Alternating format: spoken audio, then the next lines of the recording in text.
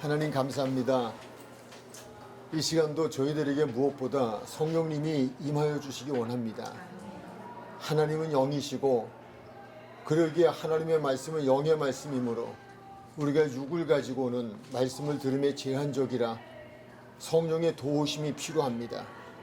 저희를 불러주셔서 하나님의 말씀을 공부하게 하셨으니 하나님의 말씀을 들을 수 있는 귀, 교회에게 하시는 성령이 하시는 말씀을 들을 수 있는 성령의 귀를 허락하여 주옵소서. 저 또한 성령께서 도구로만 사용하여 주시어서 에스겔서에 보여주셨던 하나님의 말씀을 믿고 대언할 때에 마른 뼈들이 생명을 얻는 역사가 여기에 있게 하여 주옵소서. 예수님의 이름으로 기도드립니다. 아멘. 한 주간 잘 지내셨죠? 저는 오늘 예배, 첫째는 하나님께 예배를 드리기 위해서 2시간 동안을 한 120km, 100km 이상씩 2시간을 달려왔습니다. 앞으로 또 두 번째는 여러분들 보고 싶어서 이 공부가 이렇게 참 좋아서 그래서 이 시간 때문에도 2시간을 아주 제 아내와 행복하게 달려왔습니다. 일정 기간 동안은 그렇게 주일마다 오는 거리 2시간, 가는 거리 2시간을 왕복을 해야 될 것 같습니다. 이제 그럼에도 오가는 시간이 하나님의 은혜로 아주 행복합니다. 저도 이제 이렇게 성경 공부를 준비를 하면서 행복하면서도 또 좀 조금 괴로울 때가 있어요. 그게 뭐고 하면 지난번에도 3과와 4과 사이에 말씀이잖아요. 그래서 그건 갑작스레 주시는 거예요. 다음 말씀을 전하기 위해서 기도하고 준비하고 다 끝났는데 야 그거 하기 전에 이게 더 필요해. 그 말씀 주시면 그냥 바로 쳐야 돼요. 오늘도 하나님의 이름이라고 하는 요것도 그 5과 이전에 요것도 오늘 아침 7시에 주시는 거예요. 근데 제가 늦어도 9시엔 출발을 해야 시간에 들어올 수 있습니다. 그러면 그 시간 내에 그냥 부지런히 또 그냥 시키시는 대로 타이핑을 해서 그래서 가져와서 또 우리 집사님이 오늘 또 이 카피하는 걸 도와주셔서 이렇게 좀 준비를 했습니다. 오늘 4과를 공부를 하고 5과를 다음 주에 이거를 진행을 하려고 그렇게 다 준비를 마쳤는데 오늘 4과를 하기 위해서는 앞서서 이해를 하기 위해서는 이 나중에 나눠드린 이 하나님의 이름 그리고 삼위일체 하나님 이 부분이 필요하다. 성령님께서 그렇게 제게 그냥 주셔서 그래서 오늘 또 갑작스레 이거를 좀 준비를 하게 됐습니다. 그래서 일단 5과에 대한 것 뭐 항상 그러한 거지만 이거는 2장에 대한 부분인데 2장에 두 표적이 나오죠. 무엇인지는 혹시 생각나시죠? 오병이요? 아닌가요? 가나의 혼인잔치. 그렇죠? 예, 그 다음 두 번째 성전 정화 작업. 예, 그 두 가지를 행하셔요. 그래서 두 표적과 예수님에 대한 부분인데 요 5과는 준비하시면서 그 2장을 읽으시면서 좀 이렇게 염두에 두시고 읽으셔야 될 부분은요. 가나의 혼인잔치에서도 주인공이 예수님이고요. 성전 정화에서도 성전 안에서의 그 정화하는 그 표적 가운데서도 주인공이 예수님이십니다. 근데 두 사건에 다 주인공인 예수님이 없습니다. 빠져 있습니다. 그래서 예수님이 꼭 있으셔야만 하는 주인공으로 있으셔야만 하는 그러한 위치임에도 불구하고 예수님이 없는 혼인잔치, 예수님이 없는 교회 공동체 그것에 대해서 2장에서는 말씀을 주고 있습니다.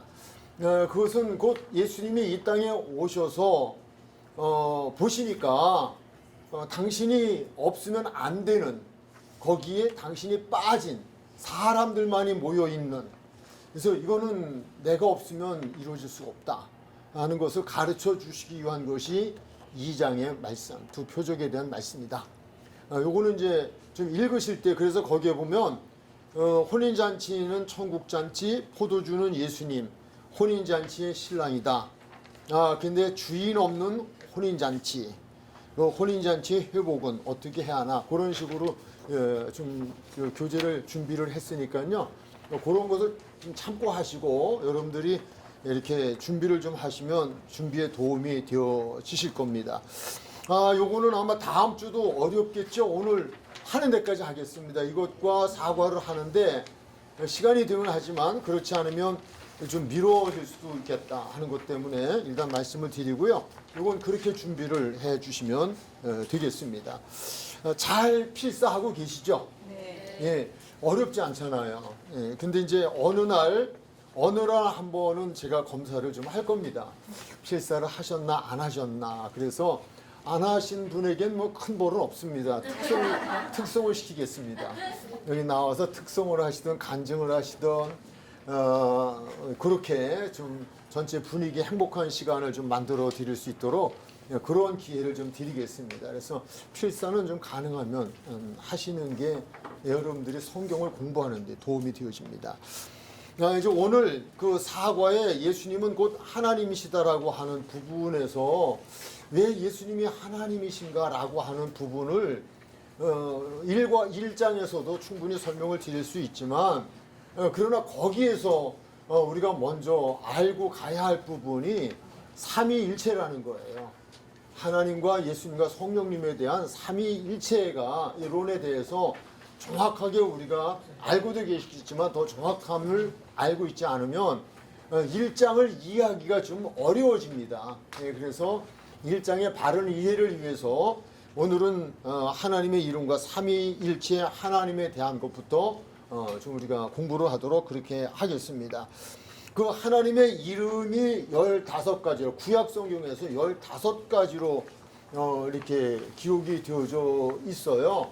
그런데 요것은 이제 삼위일체를 설명을 하려다 보니까 또 뒤에 1장에서 예수님이 하나님이다라는 부분을 설명을 하려다 보니까 여기서부터 시작을 하는 거예요. 그래서 여러분들도 한번 이렇게 지금 보세요 한번. 그래서 그래 맞아 이거야 라고 하는 부분들이 있을 거예요. 뭐 또 우리가 특히 여호와 이레 많이 들어보지 않았어요? 이거 우리 복음성도 가스펠성도 있잖아요. 여호와 이레는 뭐예요? 여호와께서 준비하시다라고 하는 거잖아요. 그 아브라함에게 아들 이삭을 제물로 바치라 그랬을 때 모리아 산에 사흘 길을 걸어가서 그를 제물로 바치려고 할 때에 천사가 나타나서 멈춰! 그래서 칼을 내려서 꽂으려고 하다가 멈추죠. 근데 뒤를 돌아봐 했더니 뒤에 수양이 준비되어서 그 양을 아들 대신 제물로 바치는, 그래서 여호와 이레 하나님은 준비하시는 분이시다라고 하는 그런 것들. 또 우리 그 라파라고 하는 8번째 라파라고 하는 것도 좀 많이 우리가 듣기도 했고 좋아하잖아요. 치료하시는 하나님, 하나님을 치료하시는 하나님. 근데 요새 근거가 없는 게 아니라 여기 성경에 옆에 이렇게 기록을 해놓았습니다만은 거길 나중에 찾아보시면 거기에 여호와는 치료하시는 분이다라고 하는 고백이 있게 되어지죠. 그래서 그때부터 여호와 라파 이렇게 하나님의 이름이 붙여지게 됐다. 이건 또 출애굽기 17장에서는 여호와 니시, 전투에서 승리한 이후에 승리의 깃발을 날리면서 승리했다라고 하는 여호와 니시 이런 거 있잖아요. 또 제가 아주 무척 좋아하는 구약의 이 하나님의 이름 중에서 샬롬입니다. 저는 샬롬을 무척 좋아합니다. 그래서 이 샬롬인데 여호와 샬롬 그러잖아요. 우리 샬롬 평강의 하나님, 우리에게 주시는 분. 그런 식으로 마지막에 보면 여호와 삼마, 여호와께서 거기 계시다. 그래서 하나님이 15분이신가요? 아니요. 하나님은 몇 분이세요? 한 분이에요.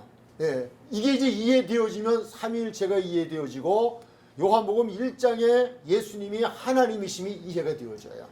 그러니까 그분이 어떠한 일을 우리에게 해 주셨느냐에 따라서 우리 사람들이 붙여준 이름, 또 그분에 대한 존재에 대한 것을 우리에게 알려주시기 위해서 그렇게 붙여진 이름이라고 하는 거예요. 하나님은 한 분이시지만 그분의 사역에 따라서 하셨던 일에 따라서 그분의 이름이 구약에는 15가지로 되어 있다라고 하는 거예요.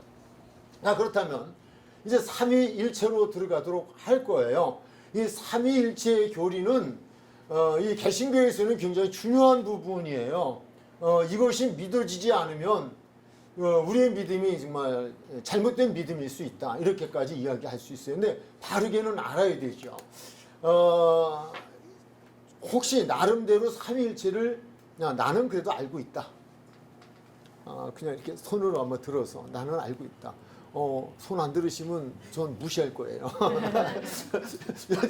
여직 신앙생활 하시면서 삼위일체를 모르신다는 거예요? 그건 아니고 다를까봐 그러죠. 예, 조금 다를까봐.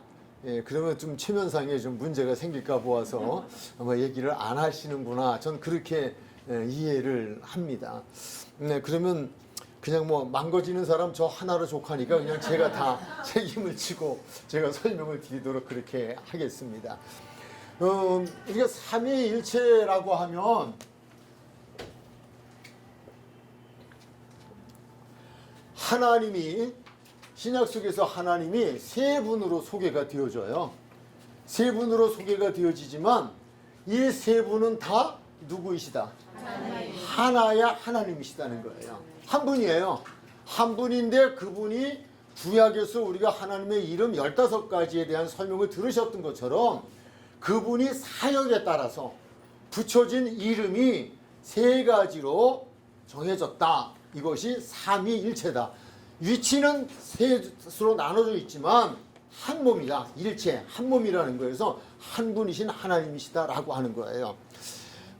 거기 이제 제가 성경까지 다 이렇게 친절을 베풀어 드렸죠. 예, 초반에는 창조주 하나님이에요. 창조주 하나님이신데 이 창조주 하나님이 창세기 1장 1절 그리고 우리 요한복음 1장 1절에도 소개가 되어 있잖아요. 예, 먼저 한번 말씀을 보면요. 창세기 1장 1절에 태초에 하나님이 천지를 창조하시니라. 창조주 하나님이셔요. 이 창조주 하나님이신데 예수님을 소개하는 요한복음 1장 1절로 3절에서도 태초에 말씀이 계시니라. 이 말씀이 하나님과 함께 계셨다. 하나님은 곧 말씀이셔요. 그분이 말씀으로 세상을 창조하셨어요. 근데 그가 태초에 하나님과 함께 계셨다라고 하는 그가라고 하는 단어가 계속 반복이 되어져요. 그는 누구를 이야기할까요? 예수님이에요. 그러니까 예수님은 태초에 천지 만물을 창조하신 곧 하나님이시라는 거예요. 예, 뒷부분에 이제 설명이 나와요. 하나님이시다라고 하는 거예요. 그래서 3절에 보니까 만물이 그로 말미암아 지은 바 되었으니. 그러니까 우리들이 생각할 때 우리들이 창세기 1장 1절로 놓고 보면 누구께서 천지 만물을 창조하셨어요? 하나님께서. 근데 우리는 지금 예수님 얘기를 좀 해야 하거든요.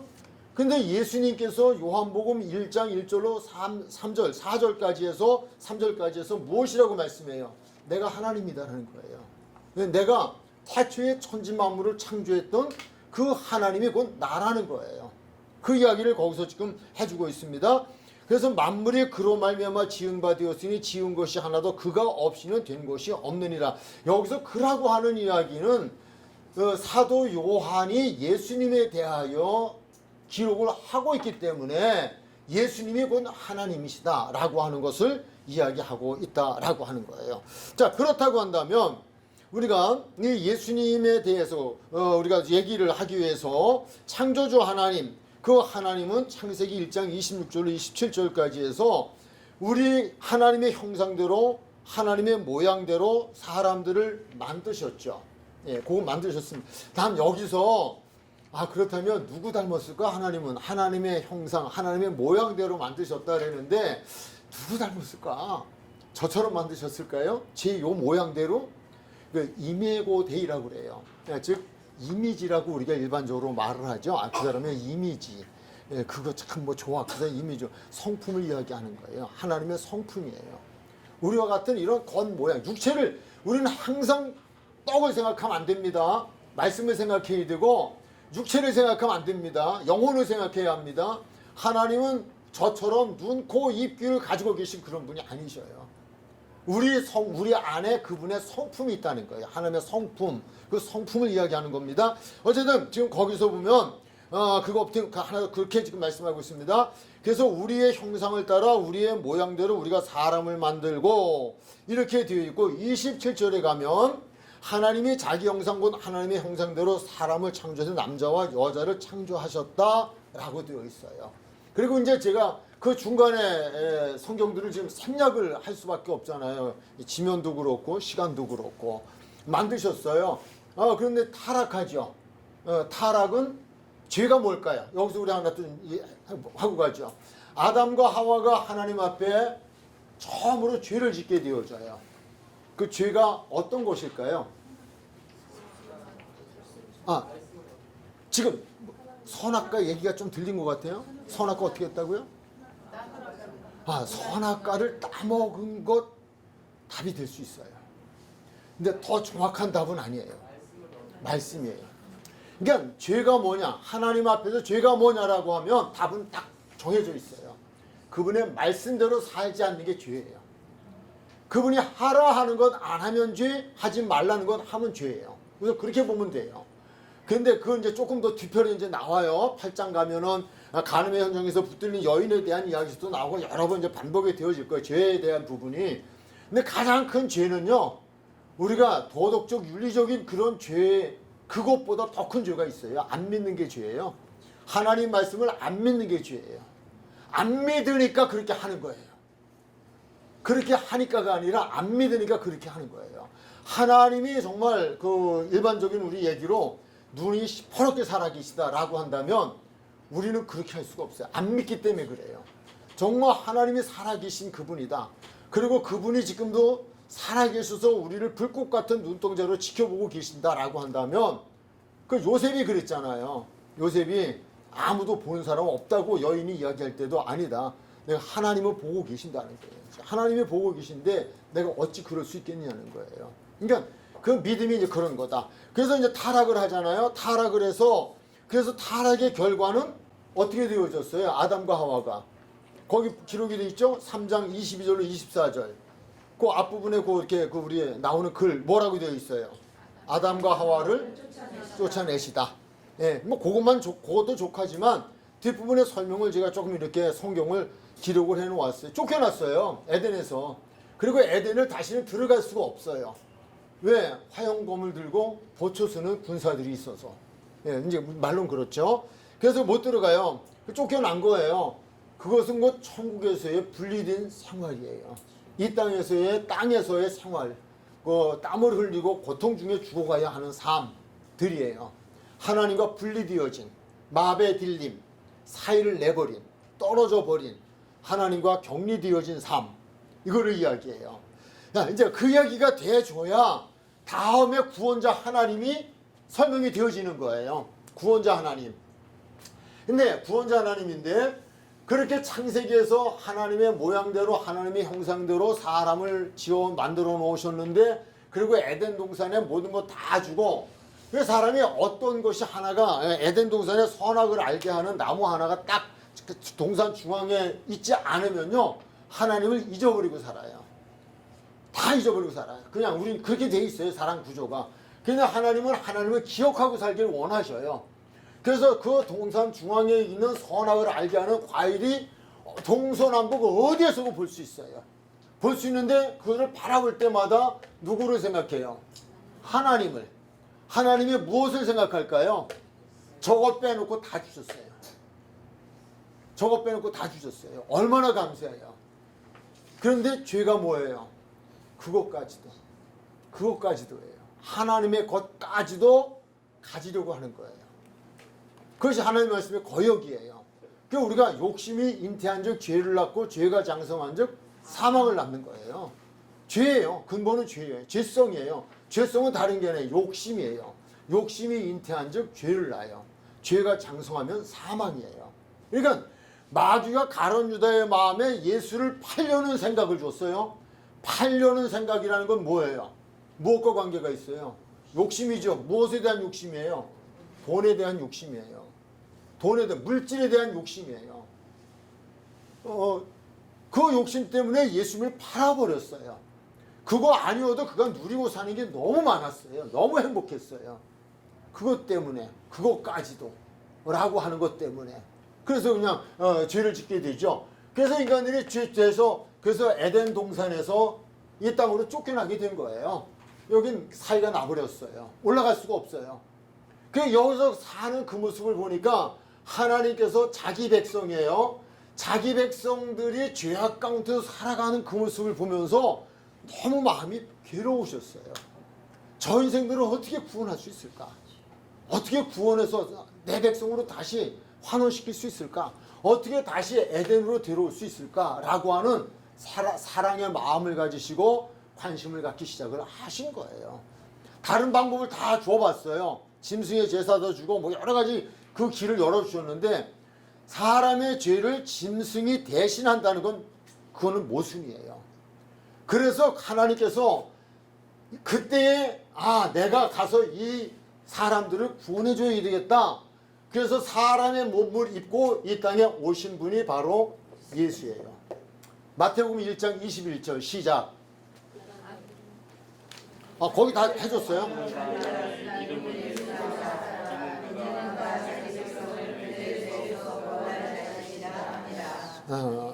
일단 예수 그러면 이게 탁 튀어나와야 돼요.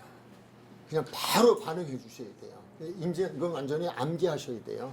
아주 중요한 성경이잖아요. 그래서 보면 아들을 낳으리니 이름을 예수라 하라. 이는 그가 자기 백성. 이는 그가 자기 백성. 죄악 가운데 지옥 가운데 있는 그들을 구원하시기 위해서 저들을 죄에서 구원해 주셔서 오신 하나님. 그 하나님을 무엇이라고 부르냐? 그리스도, 메시아, 즉 예수 그리스도.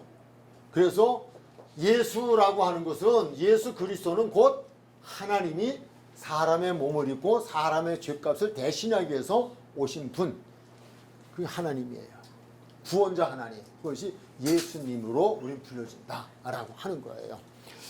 구별을 하죠. 하나님이 하시는 일을 구별시키기 위한 우리에게 이해를 돕고 이해 가운데 그분을 하나님을 믿게 하기 위하여 하나님이 그래 에덴에서 쫓겨난 우리 인간들을 사람들을 구원해 주시려고 거기에는 나 구원해 주시려고 사람이 되어 오신 분이야.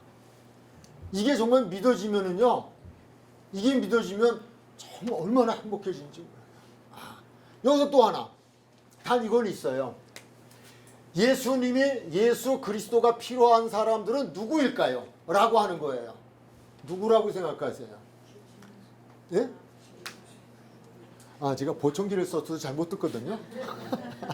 네, 조금만 좀. 누가 예수님을 가장 필요로 하는 사람은 누구일까요? 의인이에요, 죄인이에요? 예수님은 누구를 부르러 왔어요? 죄인을 부르러 왔어요. 내가 죄인이라고 하는 것이 생각되지 않으면요. 그러면 알아지지 않으면요. 예수님을 필요로 하지 않아요. 교회를 다녀도요. 그 예수를 필요로 해서 다니는 사람들이 아니에요. 그냥 사교장에 가는 거예요. 인간적 어떤 수단과 방법, 목적을 이루기 위한 욕심 때문에 가는 수도 있어요.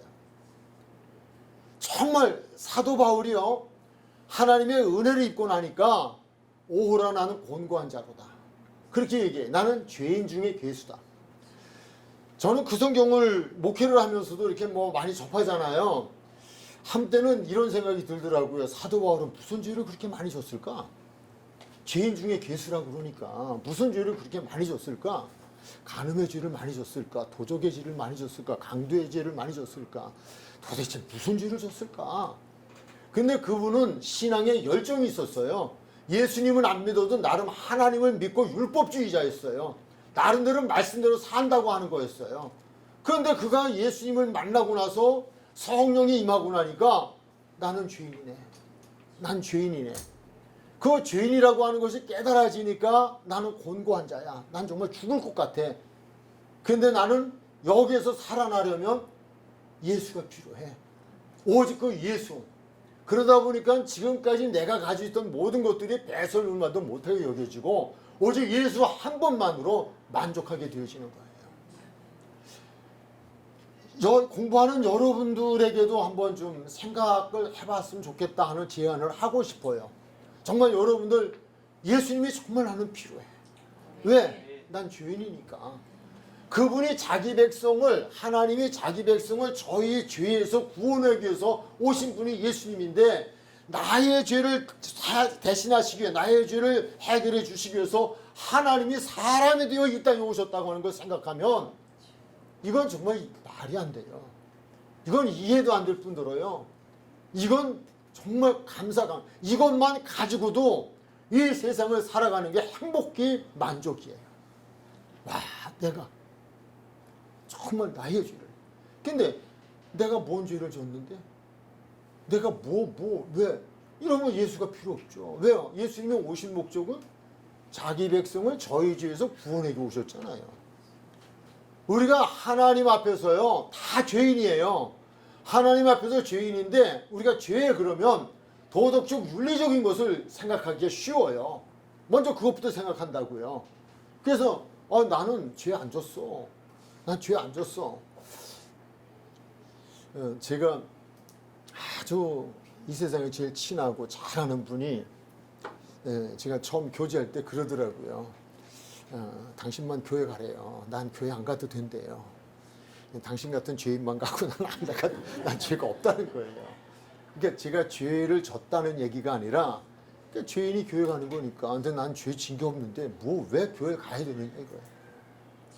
그 맞죠. 그 말은 맞죠. 근데요, 기도원 가가지고서 성령님이 임하시고 나니까요,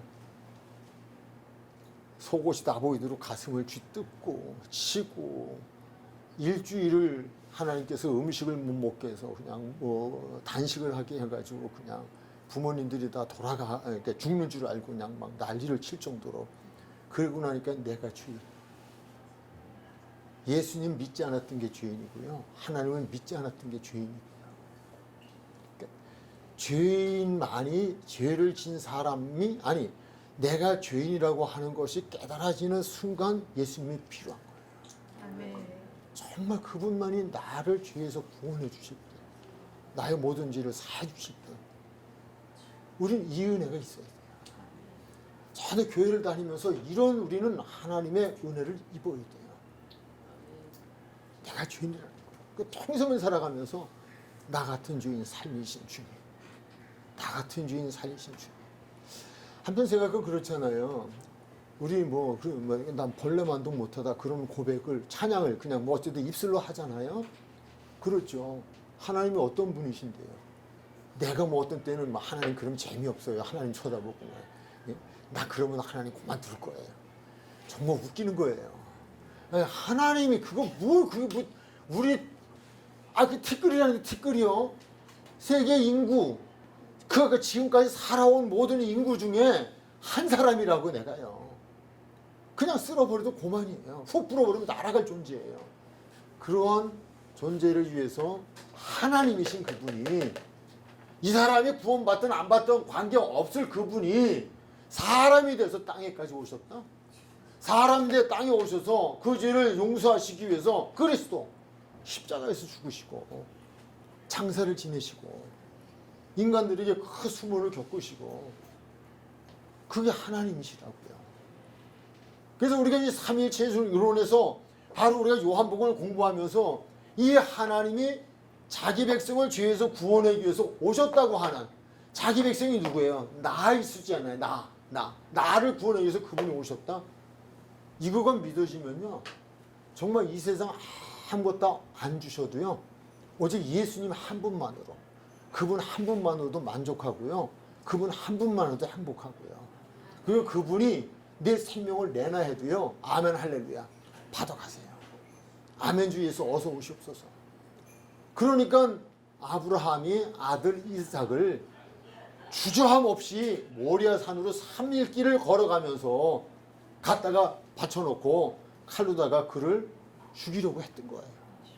그 하나님이 그 하나님이 살려줄 거다, 그 믿음 갖고 간 거 아니에요. 여호와 이레를 믿고 간 게 아니에요. 그냥 그건 그분의 몫이에요. 왜 내게 아니에요? 그분의 것이에요. 그분이 하라면 하는 거예요. 그런데 그분은 우리를 결국 망하게 하실 분은 아니라는 거예요.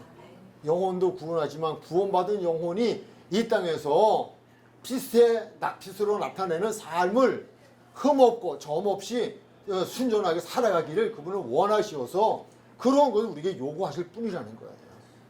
이게 바로 창조주 하나님이 구원자 하나님으로 오신 분이 바로 예수 그리스도다. 예수다라고 하는 거예요. 같은 분이에요. 다음에 보혜사 하나님이에요. 보혜사 하나님인데 보혜사 하나님은 우리 예수님이 이 땅에 오셔서 하나님이 이 땅에 오셔서 우리들의 죄를 대신하시기 위해 십자가를 지시고 죽으신 후에 어떻게 하셨어요? 3일 만에 부활하시고 40일 동안 이 땅에 계시다가 올라가셨어요. 하늘로 올라가셨는데 하늘로 올라가실 때에 우리 예수님께서 하신 말씀, 즉 하나님께서 남아있는 제자들에게 약속하신 내용이 있어요. 이미 그것은 구약의 선자를 통하여서 그때 그 일을 위하여 예언하신 말씀이기도 해요. 그것이 요한복음 우리가 14장에서 말씀이 나오는데 14장, 16장은 성령장이에요. 그럼 한번 보도록 할까요? 한번 읽으세요. 시작. 내가 아버지께 구하겠으니 그가 또 다른 보혜사를 너희에게 주사 영원토록 너희와 함께 있게 하리니 그는 진리의 영이라 세상은 능히 그를 받지 못하나니 이는 그를 보지도 못하고 알지도 못하니라. 그러나 너희는 그를 아나니 그는 너희와 함께 거하시며 또 너희 속에 계시리었으나 내가 너희를 보아와 같이 버려두지 아니하고 너희에게로 오리라. 조금 있으면 세상은 다시 나를 보지 못할 것이로되 너희는 나를 보리니 이는 내가 살아있고 너희도 살아있겠습니다. 그날에는 내가 아버지 안에 너희가 내 안에 내가 너희 안에 있을 것을 너희가 알리라. 20절에서 그날에라고 되어 있어요. 그날에는 어느 날일까요? 네? 성령이 임하시는 날. 보혜사가 오시는 날이에요. 보혜사가 오시면 그 보혜사는 어디에 있게 된다고요? 내가 아버지 안에 너희가 내 안에 내가 너희 안에 있는 것을 무엇하리라? 알리라. 누구만 알아요? 너희는 알아요. 성령을 받은 사람은 알아요. 성령은 영이에요. 보여줄 수도 없어요. 그러나 성령의 증거는 있어요. 열매가 있어요. 아, 저분이 성령을 받았구나. 저분이 성령의 사람이구나. 저분이 성령의 사람으로 성령이 함께하는 삶을 살아가고 있구나 라고 하는 것을 보여줄 수, 그러니까 그의 삶을 통하여 나타내 줄 수 있어요. 그러나 성령 자체를 보여줄 수는 없어요. 보여달라? 못 보여줘요. 성령 어디 있냐? 여기. 어디? 내 안에. 지금 나와 함께. 어디?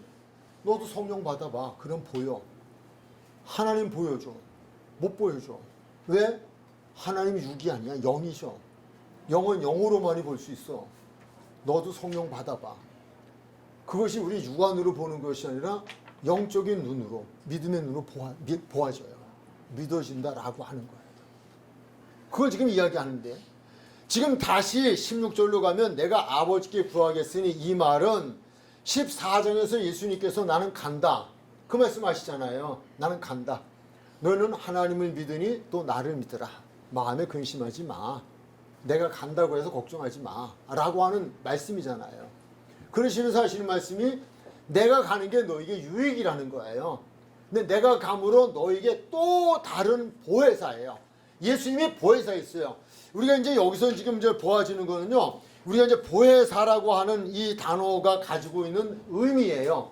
이 보혜사라고 하는 단어가 가지고 있는 이 의미는요, 파라클레토스라고 하는 원어인데요. 파라는 우리가 곁에, 파라클레토스는 우리가 어떠한 삶에서 그 필요로 하는 대상을 불렀을 때 그분이 내 곁에 와서 나와 함께 해주는, 그러므로 나를 지켜주고 나를 변호해주고 나를 위로해주고 나를 이끌어주고 내 삶과 함께하는, 그거를 파라클레토스 그렇게 이야기를 해요. 그러니까 이 보혜사 성령 이전에 헬라 사람들은 파라클레토스라는 단어를 쓰고 있었어요. 언제? 변호사를 가지고 파라클레토스, 나의 위로자를 가지고 파라클레토스, 나와 영원히 함께하는 사람을 가지고 파라클레토스, 이렇게 불렀어요. 그런 단어를 썼어요. 그 단어를 지금 쓰고 있는 거예요. 그래서 예수님이 가시잖아요. 이제 하나님이 예수님이 되셨던 하나님이 구원의 사역을 완성하시고 이제 또 하나의 사역, 저 하늘에 가서 이들의 믿는 자들의 처소를 마련하시기 위해서 가시는 거예요. 가시고 이분이 마련하면 다시 오실 터인데 그 오시는 그 기간 동안 이 기간 동안에 이 공백을 둘 것이냐라고 하는 거예요. 제자들이 이게 불안했어요. 믿는 자들이 불안했어요. 근데 그때 예수님께서 아니 너희와 영원히 함께 할 거야. 너희를 고아와 같이 버려두지 아니하고 내가 다시 올 거야. 그때는 내가 말씀이 육신, 즉 몸으로 너희와 같은 육신의 몸으로 오는 것이 아니라 그때는 그렇게 왔지만 이제는 영으로 올 거야. 이것이 성령이라는 거예요. 그래서 하나님이 인간을 구원하기 오셨던 구원자는 예수. 그 하나님이 다시금 구원의 완성을 하고 하늘나라로 가셔서 처소를 마련하고 계시는데 그동안에 우리 믿는 자들을 고아와 같이 버려두지 아니하시고 함께 하게 하시기 위해서 다시 오심이 영으로 오신 성령, 보혜사. 그래서 이걸 보혜사 하나님이라는 거예요. 그래서 하나님, 예수님, 성령님은 삼위예요.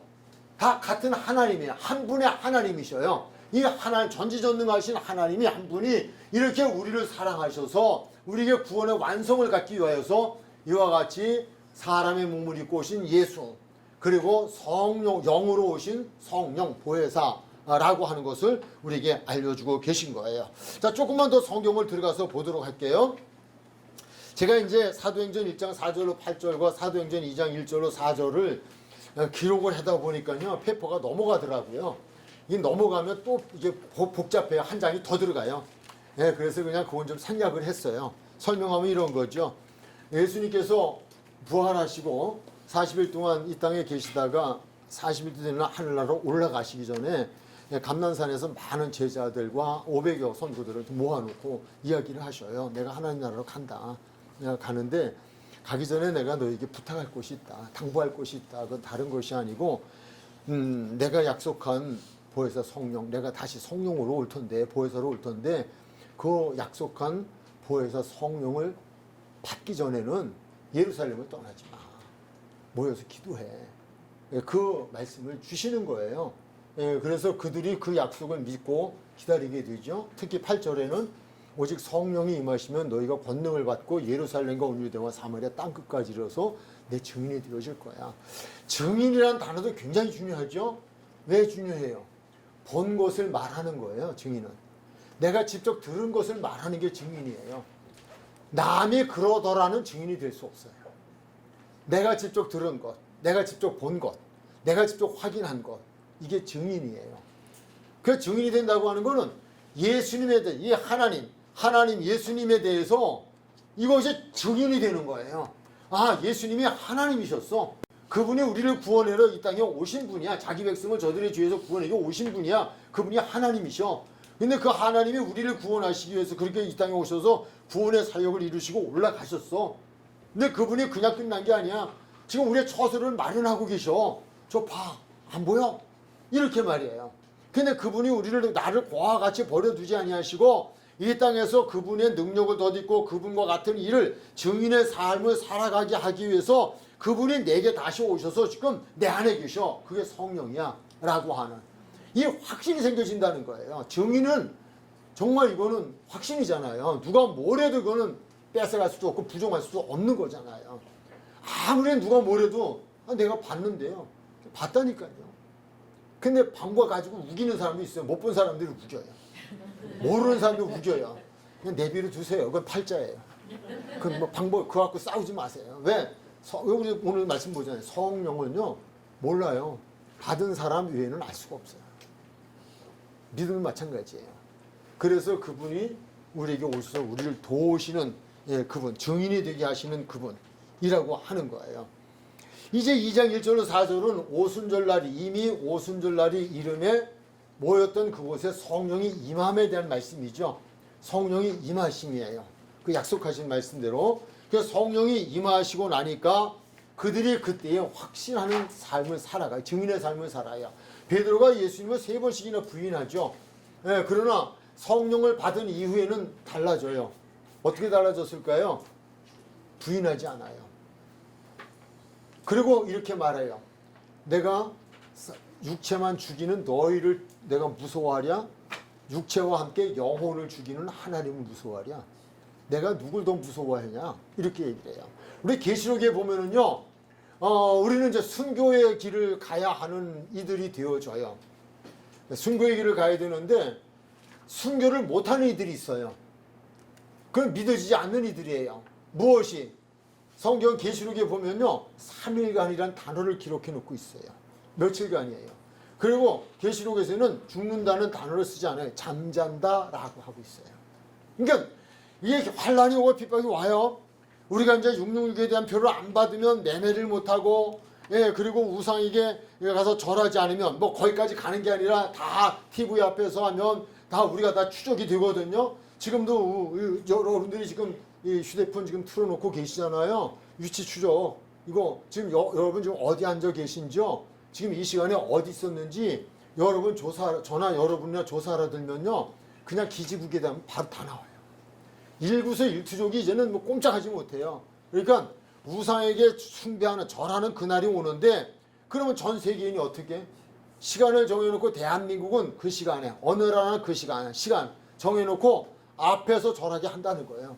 뭐 하면 TV라고 예를 하면 그런 거 앞에서 절을 하게 되면요, 그러면 그때는 칩을 받기 때문에 했는지 안 했는지가 다 영상에 떠오르는 거예요. 다 거기서 확인이 돼버려요. 우리도 이렇게 뭐 요즘 보면 TV 이렇게 뭐라 그러죠? 모니터 이렇게 해놓고 그 이렇게 CCTV 하면 다 보이잖아요. 여기에 지금 어디에 지금 누가 지금 움직이고 있는 거, 이 한 건물 안에 있는 거 다 보인다고요. 똑같아요. 근데 그때는요, 그들 섬기지 않으면 며칠 다 목을 베 죽는 거예요. 그러면 우리는 어떻게 할 거예요? 무엇을 믿지 않으면? 영생을 믿지 않으면, 하나님을 믿지 않으면. 요한계시록에 기록이 돼 있어요. 사람을 죽여가지고요, 믿는 자를 죽여서 길거리에다 버려요. 장사도 못 치르게 해요. 그냥 시체 널려요. 어떻게 할 거냐고요. 사흘 후에 그들이 다 살아나요. 다 들림받아요. 이게 말씀이 믿어지지 않으면, 그러면 우리는 믿음을 지킬 수가 없어요. 여러분, 우리가 지금 이거 준비하지 않으면 안 돼요. 이 믿음을 준비하지 않으면 안 돼요. 성삼위 삼위일체가 믿어지지 않으면요, 하나님의 존재가 믿어지지 않으면요, 이거 정말 곤란한 거예요. 그러면 그날의 환란이 말할 수 없이 오거든요. 제가 언제 한번 말씀을 드렸죠. 마취 말씀드렸잖아요. 저는 좀 오래전에 목회하기 전에 하늘산 기도원에서 기도하다가 깜빡 이렇게 졸았어요.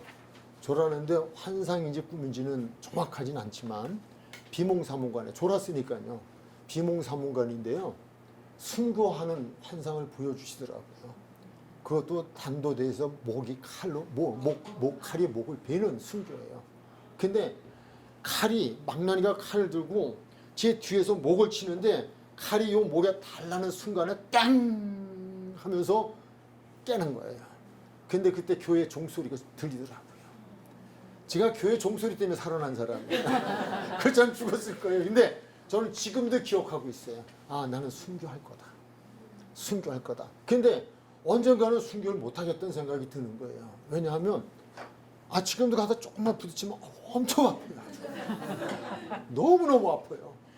근데 아니, 저를 데려다가 너 믿을 거야 안 믿을 거야, 따귀 한 대만 때려도 전 못 감당할 것 같아요. 너무 아파서 감당이 안 돼요. 뭐 두려움은, 무서운 건 둘째고요, 얼마나 아픈지 모르겠어요. 그런데 주기철 목사님처럼 못 박아놓고 걸어가라? 되겠어요? 유관순 누나처럼 여기다가 이거 갖다가 손톱 사이에다가 이거 갖다 꽂아대는데 순교하겠어요? 이거 우리가 그냥 남의 얘기로는 할 수 있다고 생각할지 몰라도요, 그러니까 고문이라는 게 있는 거예요. 그래서 고문을 해서 사람 안 죽였는데 죽였다고 얘기하고, 안 잘못했는데 잘못했다고 하는 거 아니에요? 고문이 그런 거 아니에요? 견디다 못해서 못할 것 같아요. 저한테는 그러다 치더라도 제 아내에게, 제 자식에게 그거 하면 저는 금방 항복할 것 같아요. 저거 믿음 없다고요? 그런 눈으로 보지 마세요. 근데 할 수 있다니까요.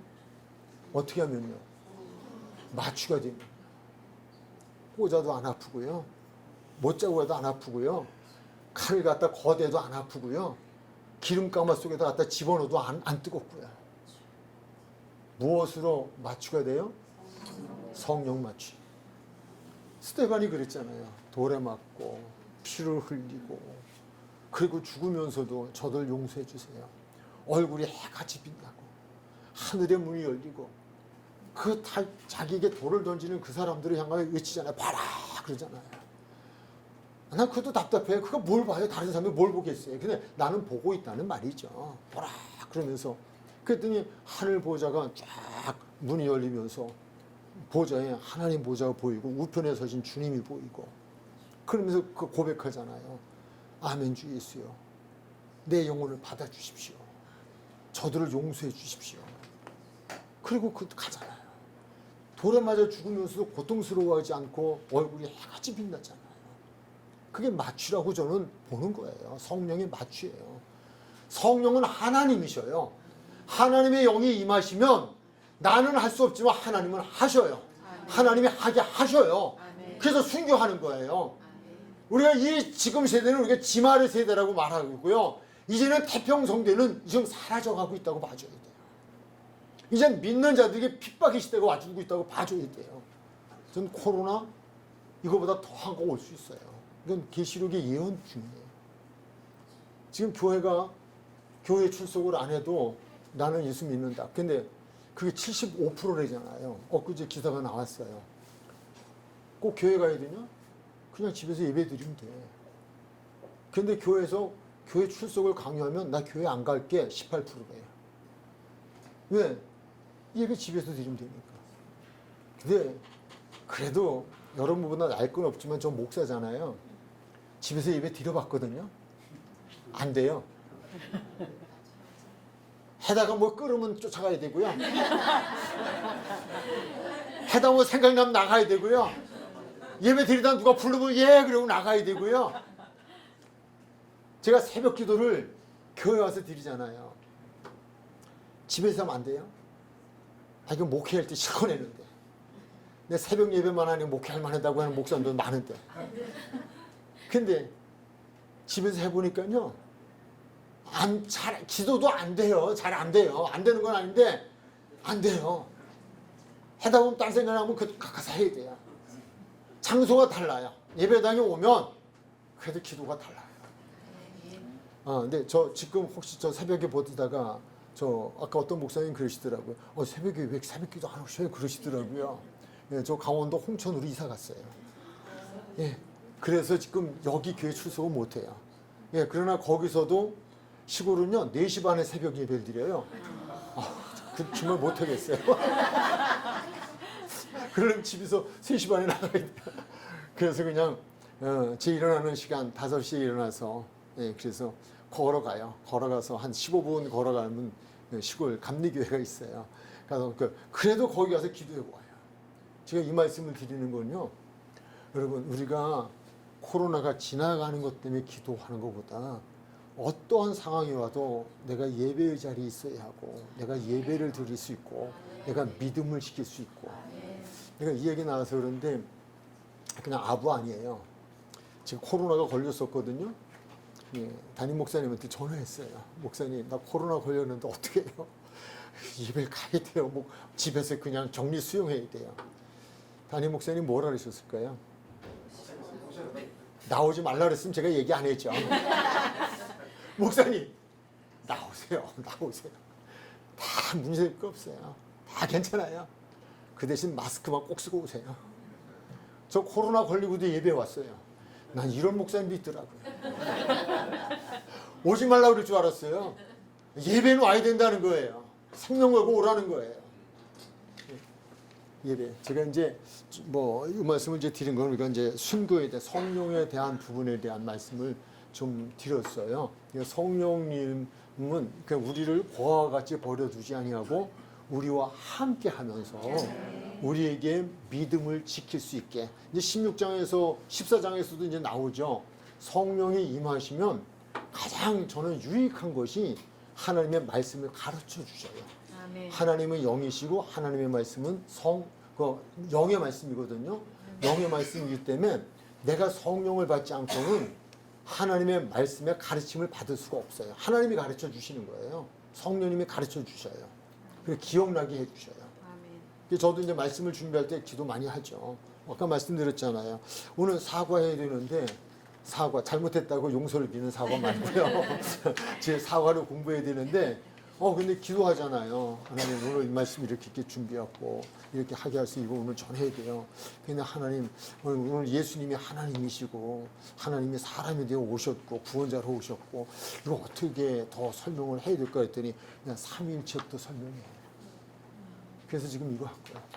그러니까 성령이 계시면요, 성령께서 지도해 주시고 성령께서 인도해 주시고 아멘. 성령이 하나님이시라 하나님이 제 안에 계셔서 제 안에서 그분이 기뻐하시는 소원을 주시고 그 소원을 따라 살아가게 하시는데 그 소원을 따라 살아가면 원망과 시비가 있을 수 있어요. 그런데 원망과 시비가 없게 해주셔요. 그게 은혜예요.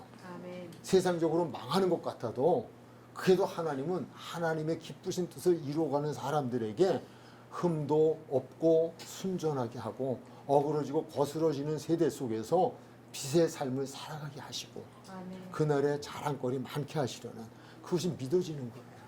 그러니까 그렇게 살아갈 수 있는 거예요. 그 능력이 되는 거예요. 이게 우리를 고와 같이 버려두지 아니하고 그분과 같은 삶을 살아가게 하시기 위해서 우리 안에 거하시는 분이 하나님 성령 하나님이다 라고 하는 거예요. 자, 이제 8분 남았네요. 사과를 하고 사과를 시작하지 못하겠습니다. 그래서 오늘은 여기까지 하고요. 다음에 사과는 더 지체하지 않겠죠? 사과를 하도록 하겠습니다. 그리고 그 다음 주에 오과를 하게 되는데요.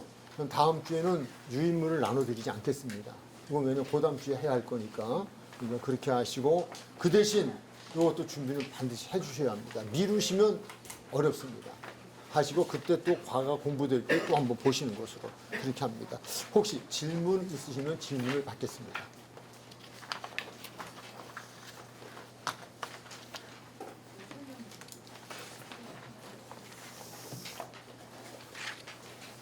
없으십니까? 질문이 없으면 좋기도 하고 서운하기도 해요. 참 묘해요. 예. 그렇다고 억지로 하지 마세요. 그러면 또 제가 괴로워요. 다음 주에는 뭐 별일 없겠죠. 휴강도 없고. 예. 그러면 그때는 사과 1장을 좀 다 또 잘 읽어보시고 공부를 하도록 하겠습니다. 예, 기도하겠습니다. 우리 좀 잠시 그러면 각자 좀 이렇게 뭐 소리내 기도하셔도 좋고요. 오늘 말씀을 좀 기억하시면서 좀 묵상의 기도도 괜찮고요. 좀 나름 자신에게 질문도 좀 하시고요. 그래. 하나님이 예수님으로, 하나님이 성령님으로 그 사역을, 우리를 사랑하셔서 그 일을 우리에게 이루어 주시려고 오신 그분이시구나. 하나님, 제게 성령님을 보내주셔서 그 성령님으로 하여금 이 모든 말씀이 깨달아지도록 도와주세요. 이 말씀들이 믿어지도록 도와주세요. 그래서 날 구원하기 위해서 오신 하나님, 그 하나님이 믿어짐으로 또 지금도 영으로 저와 함께 하셔서 고아와 같이 버려두지 아니하시고 저와 함께 해주시기 위해서 오신 그 하나님, 그 하나님이 지금 나와 함께 하시면 믿어짐으로 하나님 감사하는 삶, 또 믿음을 지키는 삶, 마지막 시대에 순교의 시간이 온다 할지라도 정말 순교할 수 있는 자리에 이를 수 있도록, 감당할 수 있도록 하나님 은혜를 주세요 라고 하는 기도를 우리 잠시 드리도록 하겠습니다. 하나님 감사합니다. 이 시간에도 말씀을 전할 수 있게 해주셔서 감사합니다. 그런데 하나님, 사도 바울은 남은 구원에 이르게 했을 때 자신이 구원을 받지 못한다면 무슨 소용이 있겠는가? 그렇습니다. 하나님, 전한 말씀이 다 제 자신의 믿음이 되게 하시고 고백이 되게 하여 주옵시고, 그러므로 그 은혜 아래서 감사하는 삶을 살아가기에도 부족함이 없는 제가 되게 하여 주옵소서. 우리 모두가 그러한 은혜 안에 거하는 이들이 되게 하여 주옵소서. 살아계신 하나님, 저희를 사랑하시되 사람이 되어 이 땅에 오시어 하나님, 그 하나님이 사람의 죄, 나의 죄를 대신하셔 십자가에서 죽으시기까지 하신 그 사랑 감사합니다. 하나님, 내 죄가 알아지게 하시고 깨달아지게 하시고, 그래야 정말 예수님이 절대적으로 필요한 사람들이 되게 하여 주옵시고, 그 예수님 때문에 죄 사함을 받음으로 지옥에서 천국 백성 되어지고 하나님 백성 되어지며 그리스도인이 되어지는, 그러므로 그리스도와 동행하는 삶을 살아가기에 부족함이 없는 하나님의 사람 모두 되게 하여 주옵소서. 감사하며 예수님의 이름으로 기도드립니다. 아멘.